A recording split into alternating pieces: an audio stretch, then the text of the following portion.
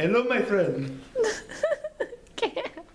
Here's the mail, it never fails. It makes me wanna wag my tail. When it comes, I wanna wail.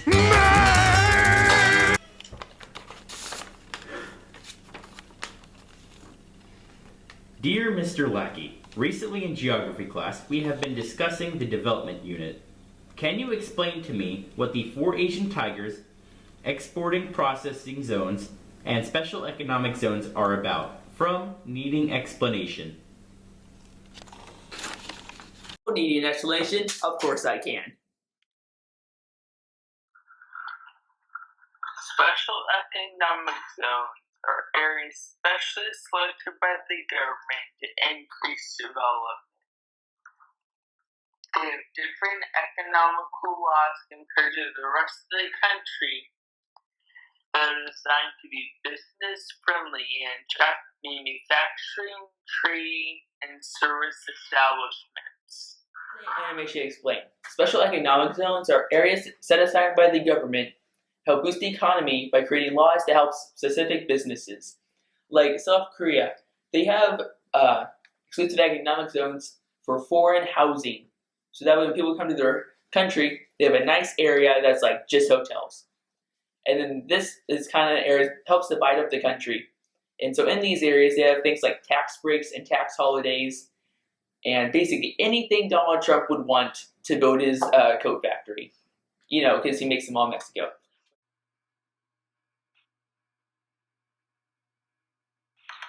Economic processing zones are similar to special economic zones, but they're designed to help manufacturing companies export their production. An SPZ's sole aim is to produce goods for export.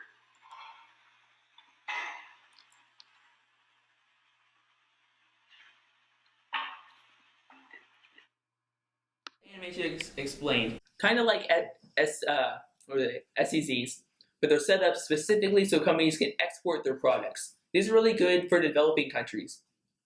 So most of their products are going to be sent out to the developed world, like Europe, the United States, and things like that. So like India will have a lot of these because most of their industry is based on like exporting clothes to the Western world. As for the 4 Asian tigers, the 4 Asian tigers are the highly developed economies of Hong Kong, Singapore, South Korea, and Taiwan. All 4 of the Asian tigers have consistently maintained high levels of economic growth since the 1960s. Fueled by exports and rapid industrialization, these countries are able to join the ranks of the world's richest nations. Animation explained. Origin tigers are South Korea, Singapore, Taiwan, and Hong Kong. It's really important that's Taiwan, not Thailand. Remember that, okay? That's going to help you. So now these countries have shown a really rapid increase in their economies since the 60s. Like South Korea became industrialized in like 25 years, which is super crazy because it took the rest of the world like a century to industrialize. They did it in a fourth of the time, so that's like insane.